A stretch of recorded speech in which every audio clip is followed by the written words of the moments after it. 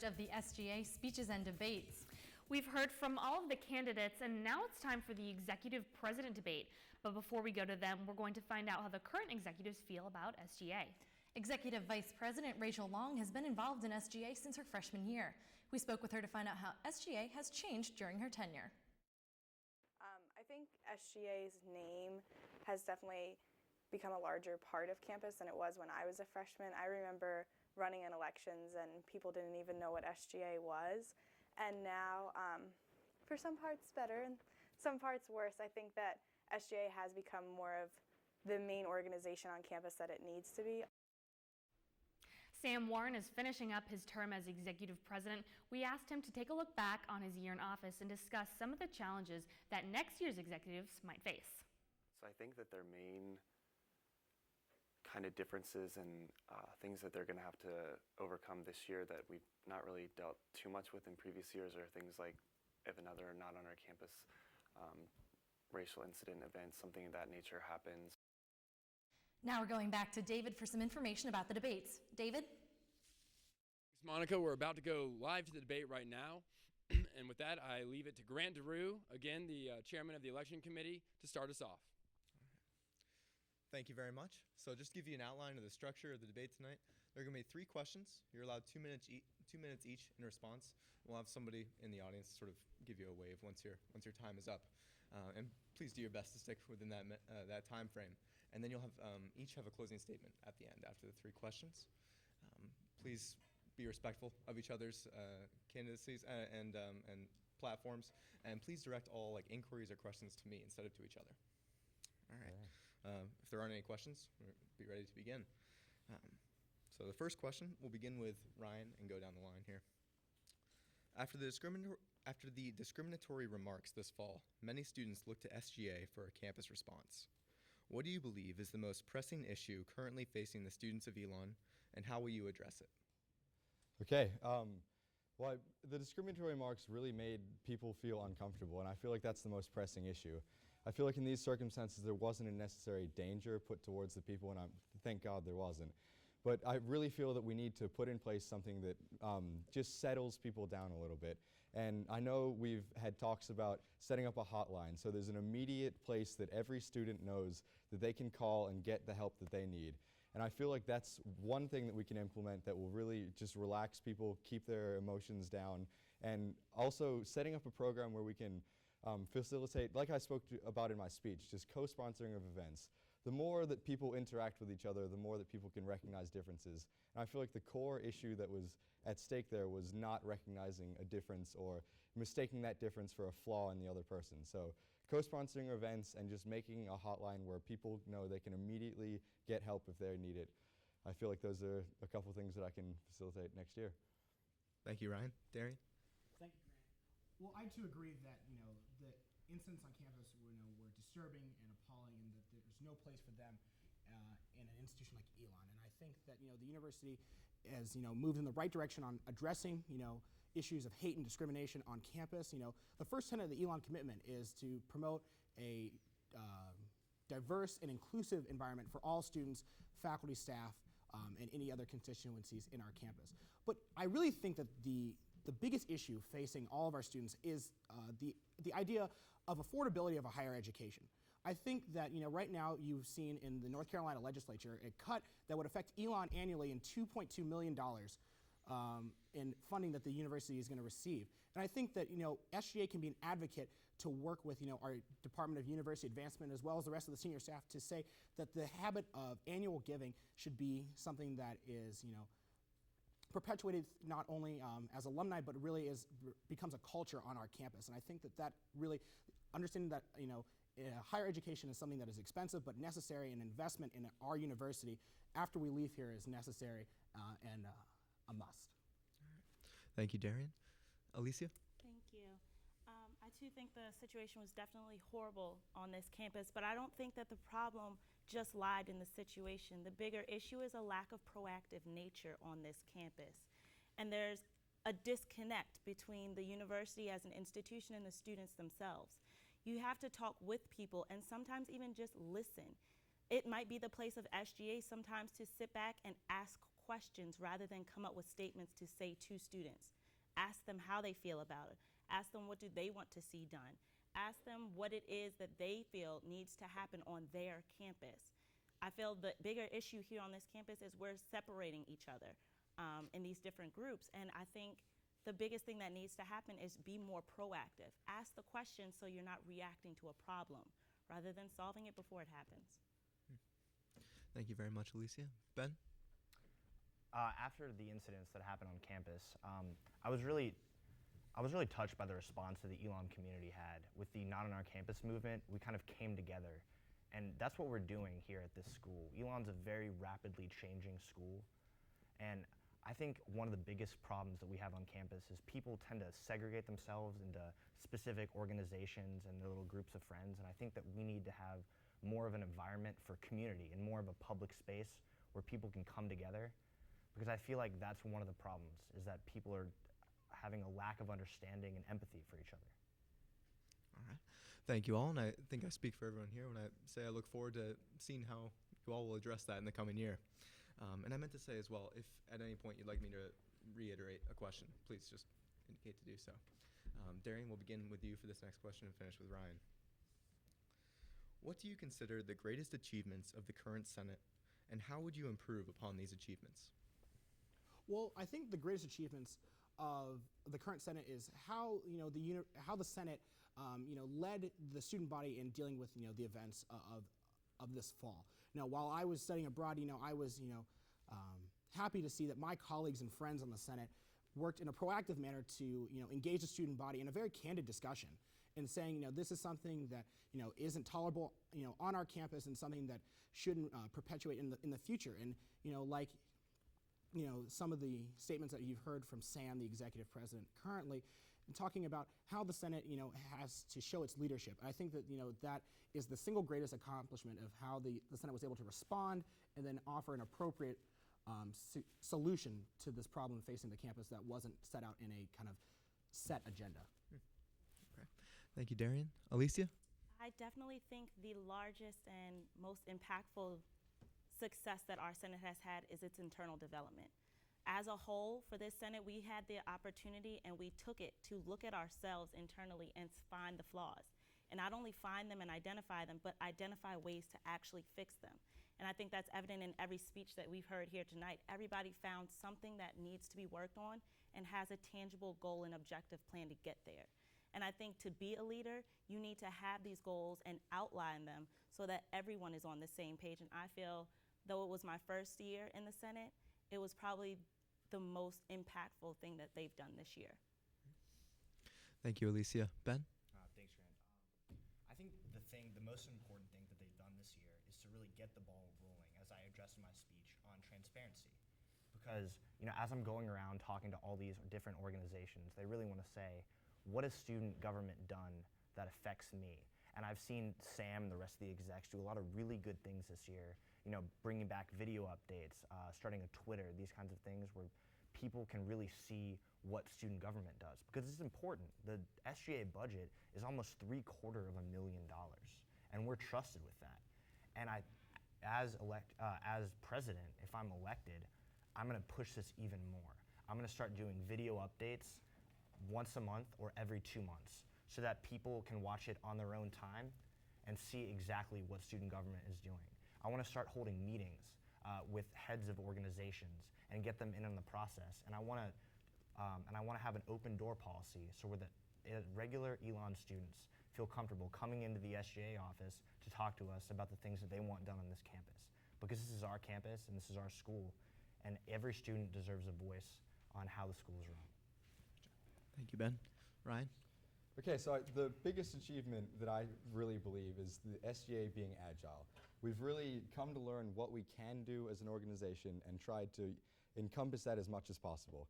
And for instance, last year we found that there was a need for some sort of history book to prove that this is what we've done on campus, and be able to present that in a student body and say, you can look through this book and each year you'll see what we actually have done. And I feel like that directly feeds into the transparency aspect.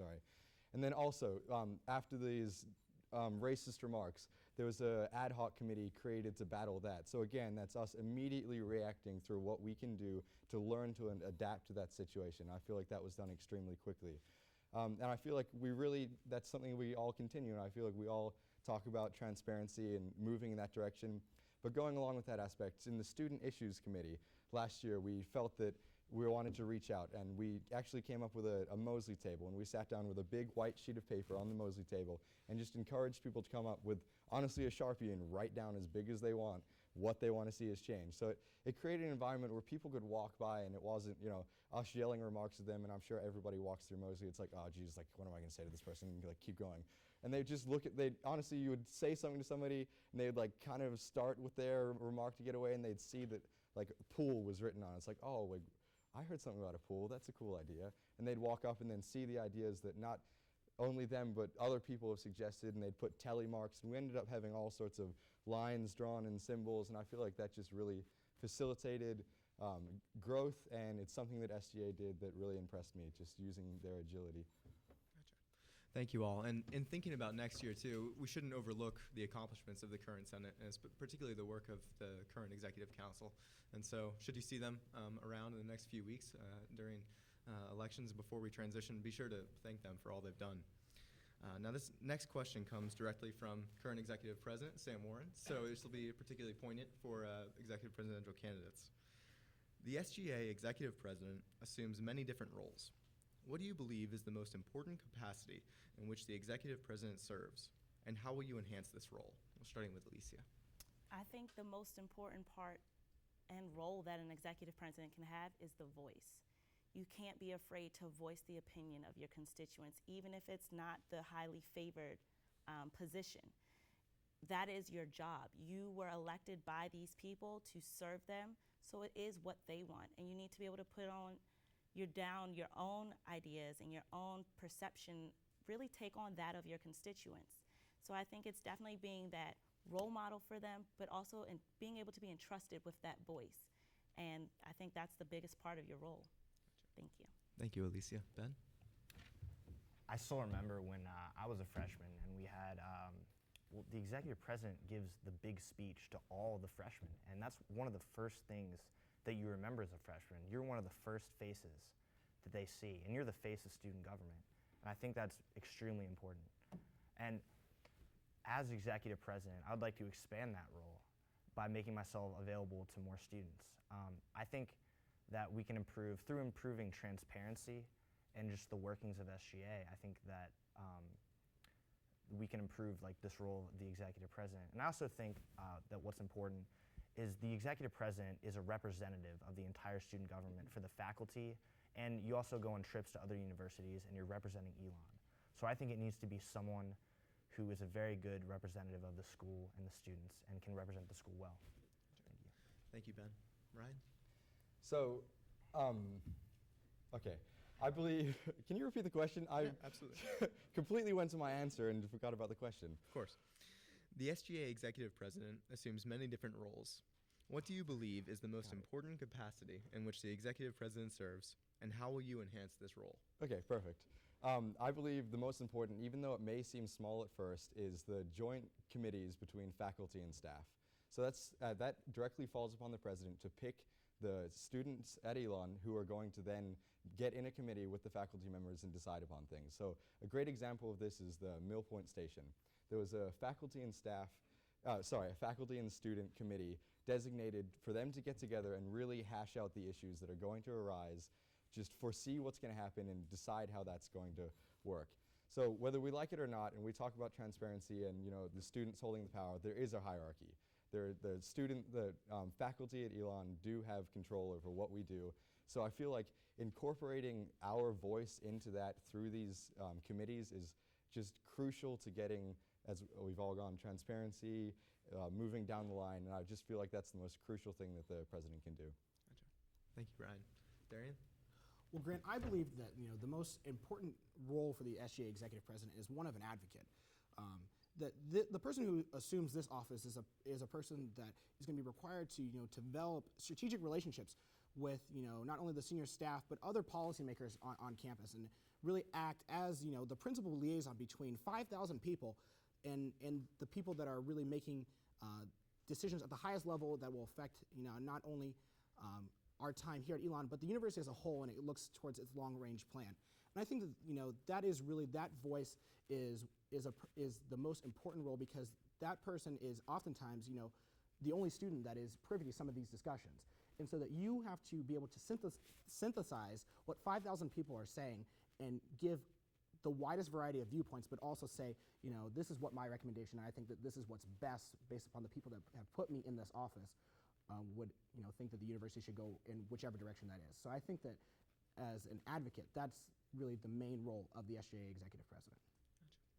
Thank you, Darian, and thank you all for your candid responses to those questions. So we'll now allow 2 minutes for closing statements, and we'll begin with Ryan. Okay. I just want to say that SGA is really an absolute passion of mine.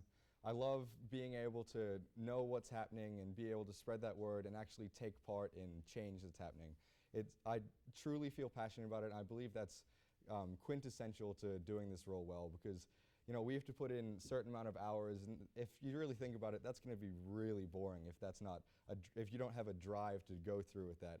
And I really feel like my passion for it will push me into making this an absolutely amazing experience for me and fun. And in that way, I can take what my constituents are saying and put it towards the absolute best answer. And I would just really appreciate everybody voting for Ryan Budden in the upcoming election. Thank you, Ryan. Darian? Well, like I've said before, my campaign is founded by 3 core principles: my experience, increased transparency, and relevancy. And I plan to tackle all those things head on. And I think that my experience is my strongest attribute that I have, that I would bring to the office of executive president. I've been able to learn how this organization operates and use how it operates to leverage this organization so that it can achieve the greatest amount of its potential. And I think that I have a detailed plan that is set out to advance not only the organization but our student body as a whole. So I would just ask kindly for your vote on the 21st and 22nd of February for me, Darian Flowers. Thank you, Darian. Alicia? I definitely want to ask everyone for their support in their vote next week when it comes out, and just give me the opportunity to give the students a voice on this campus. I think it's time that we realize the power that we do have as a student here. And I want to be more than just the executive president, but a servant leader to the student voice. And I definitely think, although my time on SGA Senate is not as in-depth as others, I've come here and I've spent this short amount of time. I see what needs to change, and I'm ready to actually make it. Vote for me, Alicia Johnson, your executive president. Thank you, Alicia. Ben? As I was walking to this debate today from my house, I was just struck by how much I love this school. And because it's an awesome school, and I've had such a great time here. I passed a lot of the new construction on the way here. It's crazy. Buildings seem to go up here in 6 weeks. The school is changing really, really fast. And that can be scary sometimes. Elon is a private school, and that means that they can kind of do whatever they want. And so I think a big part about being executive president is to be a student representative to the faculty, to sit down with them and be like, look, this is how the students that I'm talking to, this is how we feel about that. We want this, we don't want that. But yeah, I think Elon's a great school, and as it's changing, we need strong leaders to emerge and take a voice. And so, I'd like to thank everyone for their support and coming out to this debate tonight. And remember to vote on February 21st. Thanks. Thank you, Ben, and thank you to all the candidates and to those in attendance for coming tonight. I'd just like to encourage everybody to vote on February 21st and 22nd, starting at 9 a.m. on the 21st. Thank you. And that's all we have for the SGA debate tonight, but coming up we will have one-on-one interviews with all the candidates for executive president, so stick around so you can get to know them better, what their beliefs are, what the issues they think are important, and how you can make the choice on who you will vote for. What we heard them talk about a lot in this debate was the issue of transparency. We heard different ideas about websites, about video conferencing, about updates, social media, and these are all things we have definitely heard in the past and we have seen with this most recent executive council. But undoubtedly it's going to need to be on the part of the Student Government Association as well, to go out to the students, to talk with them in order to see what they're feeling. There's an open door policy now. I just walked in the other day to talk with some of the executive officers, but will the student government be willing to go be willing to go and talk with the students, go out to where they live to actually see what the issues are that they think are most important. Also, we heard about the discriminatory remarks in this debate. We recently contacted Smith Jackson about some of the most recent discriminatory remarks we heard on the homophobic slurs, and he hailed the Student Government Association for their work and what they did before the first incident, helping come up with numerous positions and councils. But now we have the one-on-one interviews with the candidates, so I take it back to Studio A.